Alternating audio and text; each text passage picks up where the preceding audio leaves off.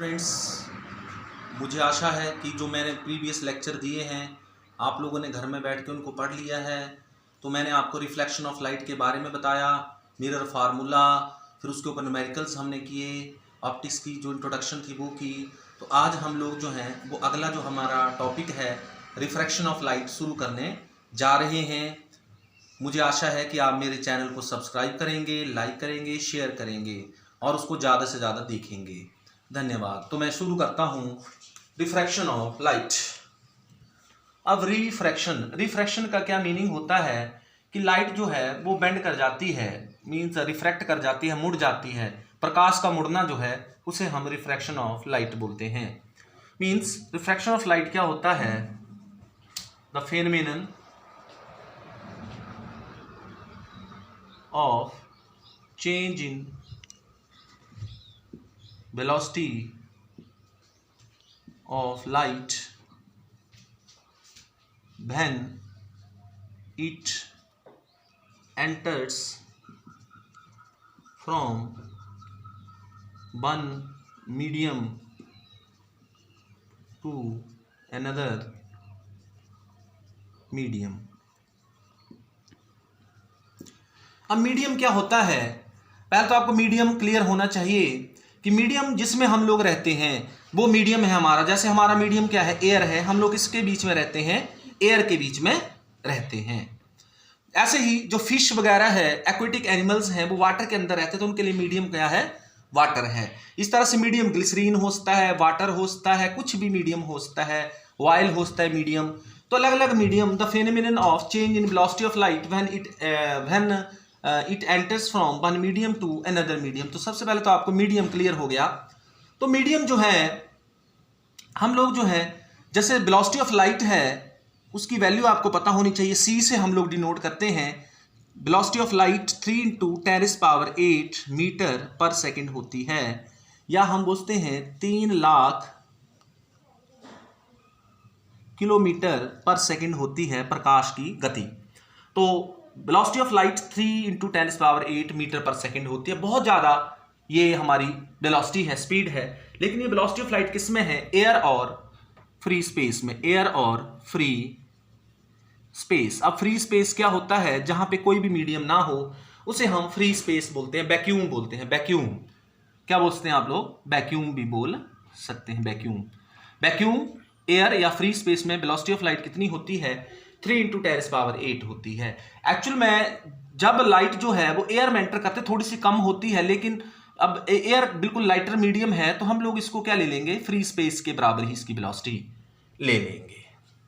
मान लीजिए कि मेरे पास हमारे पास यहाँ पे ये हमारा वाटर है। क्या है ये? वाटर है, और ऊपर एयर है, एयर और ये वाटर है। ये दोनों के बीच में इसको हम इंटरफेस बोलते हैं। क्या बोलते हैं इसको? इंटरफेस बोलते हैं। इंटरफेस। तो मैं एक आपसे क्वेश्चन करता हूं कि अगर हम दौड़ लगाते हैं तो क्या एयर के अंदर हम ज्यादा दौड़ लगाएंगे कि वाटर के अंदर ज्यादा दौड़ेंगे? ऑब्वियस है, वाटर के अंदर हमारी स्पीड कम हो जाएगी और एयर के अंदर हमारी स्पीड ज्यादा होगी। वाटर के अंदर हमारे स्टेप छोटे छोटे हो जाएंगे, एयर के अंदर हमारे स्टेप बड़े बड़े होंगे। हम एयर में ज्यादा दौड़ लगाएंगे, वाटर में इतनी दौड़ नहीं लगाएंगे। सिमिलरली लाइट को क्या होता है? जब लाइट एयर से वाटर के अंदर जाती है तो उसकी वेलोसिटी कम हो जाती है, वेलोसिटी में चेंज आ जाता है।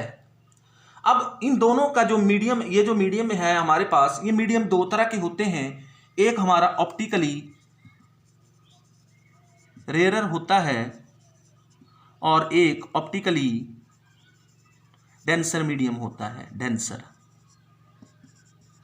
अब हम किसी भी मीडियम को डेंसर मीडियम या रेयर मीडियम नहीं बोल सकते हैं। जब हम दो मीडियम लेंगे तो उनमें कंपेयर करके हम बोल सकते हैं। जैसे यहाँ पे वाटर जो है वो डेंसर मीडियम है और एयर जो है वो रेयर मीडियम। एयर कौन सा है? रेयर है। और वाटर कैसा है? डेंसर है। क्यों है डेंसर? क्योंकि वाटर की डेंसिटी से हम इसको कंपेयर नहीं करेंगे। हम लोग कंपेयर करेंगे कि रे ऑफ लाइट को कौन ज़्यादा मोड़ता है। जो रे ऑफ लाइट को ज़्यादा मोड़ेगा, जैसे एयर नहीं मोड़ेगी, एयर जो है वो रे ऑफ लाइट को नहीं मोड़ेगी, वाटर उसको क्या करेगा, मोड़ देगा, बेंड कर देगा। तो इसलिए वाटर डेंसर हुआ और एयर क्या हुई, रेयर हुई। मींस एयर में वेलोसिटी ऑफ लाइट चेंज नहीं होगी, लेकिन वाटर में वेलोसिटी ऑफ लाइट चेंज हो जाएगी, इसलिए इसको हम डेंसर बोलेंगे और इसको क्या बोलेंगे, रेयर मीडियम बोलेंगे। जैसे मान लीजिए मेरे पास ग्लास और वाटर है, मान लीजिए मेरे पास यहाँ वाटर है और यहाँ पे ग्लास है, तो कौन सा मीडियम रेयर हुआ, अब वाटर रेयर मीडियम हो गया और ग्लास क्या हो गया, डेंसर मीडियम हो गया। इसका मतलब हम किसी भी मीडियम को रेयर या डेंसर नहीं बोल सकते, हम तब बोलेंगे जब दो मीडियम हमारे पास होंगे, उनके बीच में इंटरफेस होगा। अगर वाटर और ग्लास है तो ग्लास डेंसर बन गया, वाटर रेयर बन गया, लेकिन यहाँ पे वाटर क्या था, डेंसर था, तो वाटर रेयर बन गया। तो हम लोग किसी भी मीडियम को ऐसे नहीं बोल सकते कि ये रेयर मीडियम की कैटेगरी है और ये डेंसर मीडियम की कैटेगरी है, इस तरह से नहीं। जब दो मीडियम हमारे पास होंगे तो हम उनको कंपेयर करके बोलेंगे ग्लास डेंसर है और वाटर रेयर है। अगर ग्लास में लाइट जाएगी तो उसकी वेलोसिटी और कम हो जाएगी, वाटर से और कम हो जाएगी। तो वाटर में कम होती है लेकिन ग्लास में और कम हो जाएगी। इससे भी डेंसर मीडियम होगा, उसमें और कम हो जाएगी। तो हम किसी भी मीडियम को रेयर या डेंसर मीडियम नहीं बोल सकते हैं। ये हमारा नॉर्मल है, जैसे हमने पीछे ये इंटरफेस है, तो ये क्या है हमारा नॉर्मल है, एन डैश। मान लीजिए this is our normal to the interface, normal है। यहाँ पे एयर है, यहाँ वाटर है, तो ये तो ऊपर वाला जो सरफेस होगा उसे हम इंटरफेस बोलेंगे। क्या बोलेंगे उसको, इंटरफेस बोलेंगे, इंटरफेस है। तो ये हमारा नॉर्मल है। अगर कोई रे ऑफ लाइट नॉर्मली आती है तो वो कोई बेंड नहीं होती है, वो सीधी पास हो जाती है। तो रे ऑफ लाइट बेंड नहीं होती है अगर कैसे आती है, नॉर्मली आती है तो। लेकिन मान लीजिए हमारे पास क्या हुआ कि रे ऑफ लाइट ऐसे आई, this is the incident ray, but this ray called incident ray, and the angle made by the incident ray with the normal is called angle of incidence.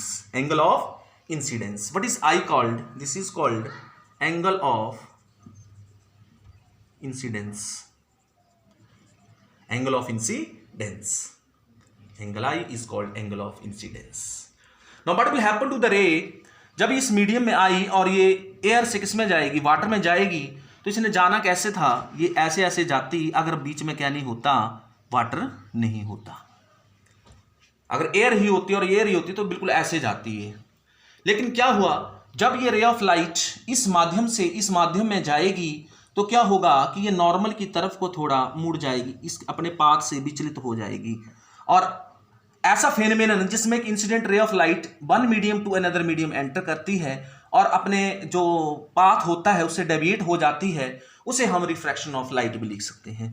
तो रिफ्रैक्शन ऑफ लाइट को हम एक और तरीके से भी लिखते हैं कि the phenomenon in which the ray of light when enter from one medium to another medium then it will bends, it will get bends from its normal, then it is called the refraction of light. अब ये रे of light यहाँ से मुड़ गई, तो जब ये मुड़ गई तो इस रे का नाम क्या है, this is the refracted ray. This is not reflected, this is refracted ray, and the angle made by the refracted ray with the normal is called angle R, that is called angle of refraction. Angle of refraction. अगर ray of light rare medium से denser medium में जाएगी तो it will bends towards the normal. अभी हम second case लेते हैं। मान लीजिए हमारे पास ये केस है, यहाँ पे हमारे पास वाटर है और यहाँ पे एयर है। ये कौन सा मीडियम है, ये डेंसर है और ये कौन सा है, रेयर है। ये क्या है हमारा नॉर्मल है, ये वाटर है और ऊपर क्या है, नीचे क्या है, एयर है।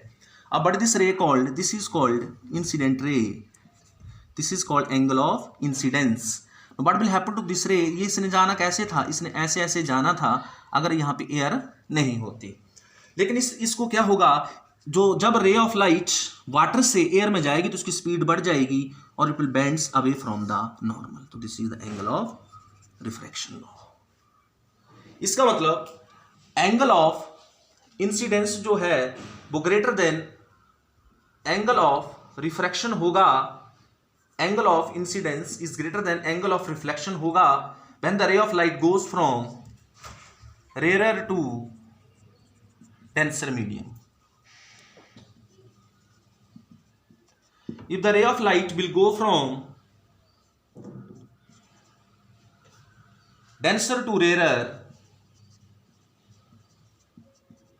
Then angle of incidence less than angle of refraction होगा। तो angle of incidence is greater than angle of refraction if the light will go from rare to denser medium. If the light will go from denser to rare medium then angle of incidence is less than angle of refraction. अगर light rare medium से denser medium में जाएगी तो light की velocity कम हो जाएगी और वो नॉर्मल की तरफ को बेंड कर जाएगी। और जब ray of light denser medium से रेयर मीडियम में जाएगी तो जो लाइट है उसकी वेलोसिटी जो है वो बढ़ जाएगी और वो away from the normal bend करेगी, अवे फ्रॉम द नॉर्मल से दूर को बेंड करेगी। Means ray of light bend towards the normal if it go from rare, means in this case it will bends towards the normal. ray of light bends towards the normal, and in this case it will bends away from the normal. Means when the ray of light will enter from denser to rarer medium then it will bends away from the normal. When it will enter from rarer to denser medium then it will bends towards the normal. तो ये हमारा refraction of light होती है।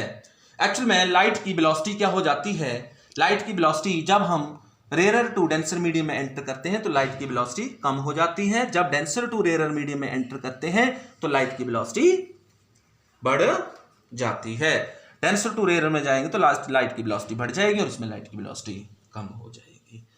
अब ये हमारा क्या है, ये this is our refraction of light. Refraction of light में क्या होता है, वेलोसिटी ऑफ लाइट चेंज हो जाती है जब लाइट एक माध्यम से दूसरे माध्यम में एंटर करती है। हम किसी भी माध्यम को, किसी भी मीडियम को रेयर और डेंसर मीडियम नहीं बोल सकते जब तक कि हमारे पास दो सरफेसेस नहीं होंगे। जब हमारे पास दो मीडियम्स होंगे, जैसे रिफ्लेक्शन में एक ही मीडियम की जरूरत थी, यहाँ पे दो मीडियम्स होंगे, जैसे हमारे पास दो मीडियम होंगे तो वाटर और एयर है, तो वाटर हमारा डेंसर मीडियम है और एयर हमारा रेयर मीडियम है। लेकिन जब हम बात करेंगे किसकी, वाटर और ग्लास की, तो जैसे वाटर और ग्लास की बात करेंगे, वाटर और ग्लास की बात करेंगे तो वाटर हमारा क्या हो गया, अब रेयर मीडियम हो गया और ग्लास कैसा हो गया, डेंसर मीडियम हो गया। Optically rare medium and optically denser medium, ये डिसाइड करता है कि कौन से दो मीडियम्स आपको दिए हुए हैं। अब हमने ये पता लगाना है कि रे ऑफ लाइट कितनी बेंड होती है जब वो एक मीडियम से दूसरे मीडियम में एंटर करती है, तो रे ऑफ लाइट कितनी बेंड होती है उसका पता लगाने के लिए हमारे पास एक इंडेक्स है जिसको हम रिफ्रैक्टिव इंडेक्स बोलेंगे। क्या बोलेंगे उसको, रिफ्रैक्टिव इंडेक्स। ये प्योर नंबर होगा जो हमें बताएगा कि रे ऑफ लाइट कितनी बेंड हुई, कौन सी मीडियम में रे ऑफ लाइट ज्यादा बेंड होगी, किसमें कम होगी। तो रिफ्रैक्टिव इंडेक्स जो है उसको हम एन से डिनोट करते हैं, एन से और म्यू से, म्यू से, चाहे आप एन ले लीजिए चाहे म्यू ले लीजिए, mu M U mu mu N. तो हम एन से लेते हैं क्योंकि बच्चों आप लोगों को एन इजी रहेगा, तो हम लोग एन से लेते हैं। ऐसे म्यू से भी हम रिफ्रैक्टिव इंडेक्स को डिनोट करते हैं। अब एन क्या होता है, रिफ्रैक्टिव इंडेक्स क्या होता है, मैं इसको ऐसे लिखते हैं N12 refractive index of medium number 1 with respect to 2 या N21, लेकिन हम ऐसे लिखेंगे इसको 1 N2। कैसे पढ़ेंगे इसको, refractive index of medium number 2 with respect to 1।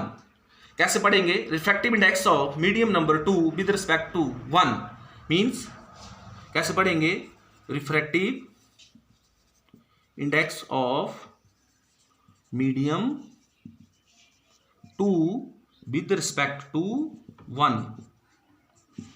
और अगर मैं लिखता हूं 2n1 तो उसको कैसे पढ़ेंगे, refractive index of medium number 1 with respect to 2 means जो नीचे होगा 2, जैसे 2 में means light ray of light मान ले एयर से वाटर में आ रही है तो एयर का रिफ्रैक्टिव इंडेक्स नहीं बताएंगे हम लोग, किसका बताएंगे, वाटर में कितनी रे ऑफ लाइट क्या हुई, बेंड हुई। तो 2 मतलब कितनी रे ऑफ लाइट बेंड होती है सेकंड माध्यम में दूसरे मीडियम में। तो what is this the refractive index of water with respect to, हम इसको भी ऐसे लिखते हैं ANW means refractive index of water with respect to air.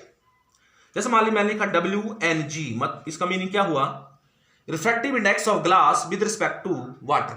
तो पहले तो हम रिफ्रैक्टिव इंडेक्स को देखते हैं, होता क्या है refractive index, it is the ratio of velocity of light in medium 1 to the velocity of light in medium 2। मैं आपको एक बात बताना चाहूंगा कि वेलोसिटी ऑफ लाइट से ज्यादा किसी भी ऑब्जेक्ट की वेलोसिटी नहीं हो सकती। सबसे ज्यादा वेलोसिटी जो है वो लाइट की वेलोसिटी जो फ्री स्पेस में होती है, जैसे लाइट किसी मीडियम में एंटर करती है तो उसकी वेलोसिटी कम हो जाती है। अब हमारे पास रिफ्रैक्टिव इंडेक्स कैसे हमने डिफाइन किया, refractive index of medium number 2 with respect to 1 that is velocity of light in medium 1 to the velocity of light in medium 2 means we can write it as b1 divided by b2 that is our 1 and 2। हम इसको लिखते हैं b1 divided by b2। तो this is the velocity of this refractive index of medium number 2 with respect to 1 that is b1 divided by b2। इस तरह से हम इसको लिख सकते हैं। अगर हमने मान लीजिए रिफ्रैक्टिव इंडेक्स, जैसे मान लीजिए हमने रिफ्रैक्टिव इंडेक्स लिखना है, वैसे सिंपली n लिख देता हूं, refractive index of any medium लिखना है, लेकिन एनी मीडियम को उसको हम बोलेंगे एब्सोल्यूट रिफ्रैक्टिव इंडेक्स। क्या बोलेंगे? Absolute refractive index. Absolute refractive index क्या होगा कि जब विद रिस्पेक्ट टू एयर हम लोग लेंगे, मींस एक मीडियम एयर ही होगा, दूसरा मीडियम चाहे वाटर हो चाहे ग्लास हो, मींस एक मीडियम हमारा एयर जरूर होगा या फ्री स्पेस जरूर होगा, एयर होगा, तो हम उसको बोलेंगे एब्सोल्यूट रिफ्रैक्टिव इंडेक्स बोलेंगे। Absolute refractive index is written as that is equal to velocity of light divided by velocity of light in medium, velocity of light in air to the velocity of light in medium। means हम n को लिख सकते हैं c upon v, क्योंकि medium में velocity कम हो जाएगी, सी नहीं रहेगी। अब सी हमेशा बी से बड़ा होगा तो refractive index always greater than 1 होगा। किसके लिए? एब्सोल्यूट रिफ्रैक्टिव इंडेक्स हमेशा ग्रेटर देन 1 होगा। जैसे मान लीजिए मैं बोलूं absolute refractive index for glass that is 1.5, n is equal to 1.5 for glass. What does it mean? दूसरा मीडियम कौन है? इट इज अंडरस्टूड दूसरा मीडियम कौन है इसके साथ? यहां पे एयर है और यहां क्या है? ग्लास है।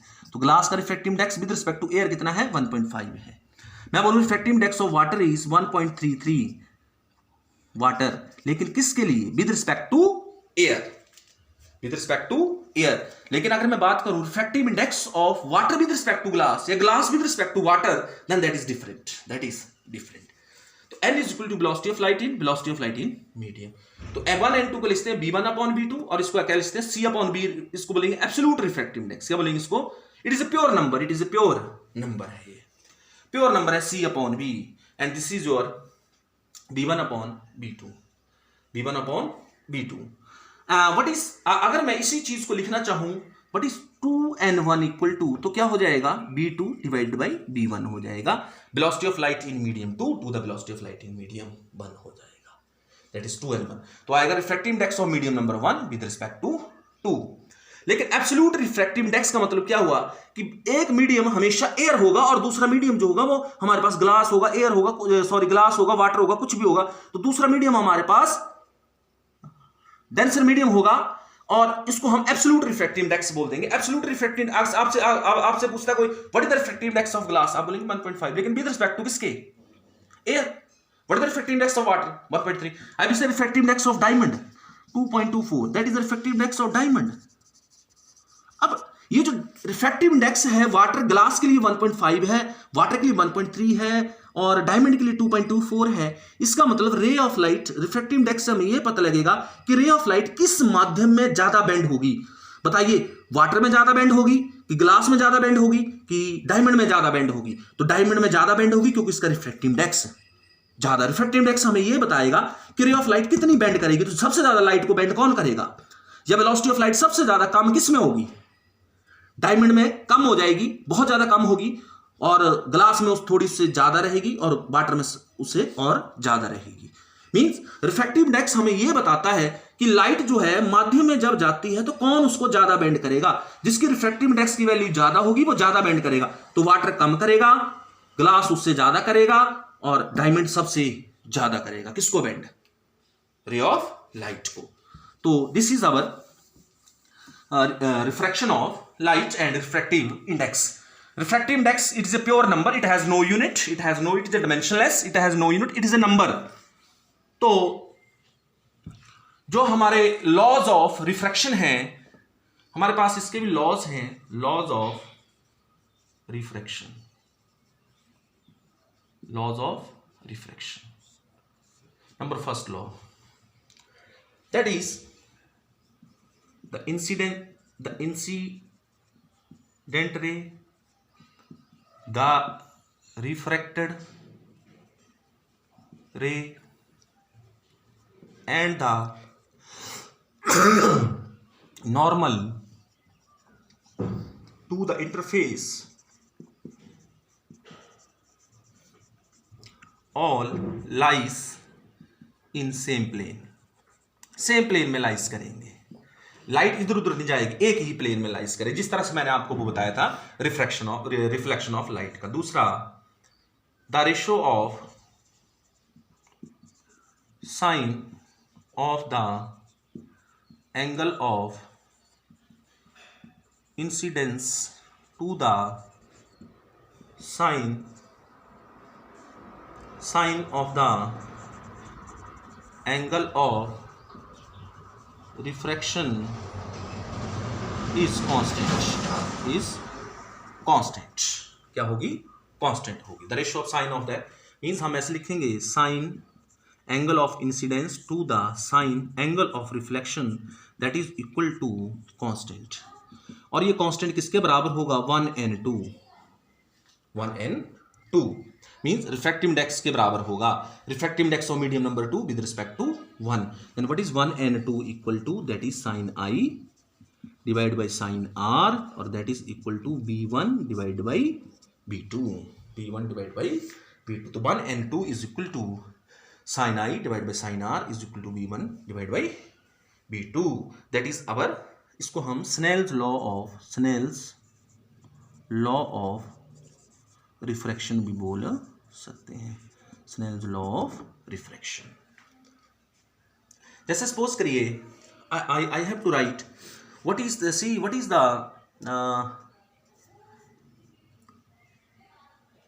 आई have see refractive index of glass with respect to water we have to find out. तो हमारे पास क्या होगा? दैट इज, हम ऐसे लिखेंगे ANG divide by ANW, means refractive index of glass with respect to air divide by refractive index of water with respect to air. तो glass का कितना होता है? 3/2 होता है, और एयर का, वाटर का कितना होता है with respect to air? That is 1.33 होता है, दैट इज 4/3 होता है। तो it is equal to 3/2 into 3/4, then it is 9/8, means refractive index of glass with respect to water 9/8 है। What is the refractive index of glass with respect to water? That is 8/9 होगा, 8/9 होगा। उल्टा हो जाएगा इसका, रेसिप्रोकल हो जाएगा। तो refractive index, what is the refractive index of glass with respect to air? That is 3/2. Refractive index of water with respect to air, that is 4/3. What is the refractive index of glass with respect to water? That is 9/8. This is a different thing. See, in this case, glass is the denser medium and water is the rarer medium. तो कोई भी medium optically, means जिस medium का refractive index ज्यादा होगा वो medium optically denser medium होगा, और जिस मीडियम का रिफ्रैक्टिव इंडेक्स कम होगा वो मीडियम ऑप्टिकली रेयर मीडियम होगा। Means but we have to compare with the two. Suppose I have water and glass, तो which is the rare and which is the denser? Water is the rare and glass is the denser. But suppose I have another medium is there. Suppose I have diamond here. Now glass is rarer and diamond is denser. Diamond is denser. तो इस तरह से different medium का different क्या होता है? Refractive index होता है। तो this is the laws of refraction. तो that's all. Tomorrow will discuss the next refraction of light का अगला हम लोग करेंगे। Have a nice day.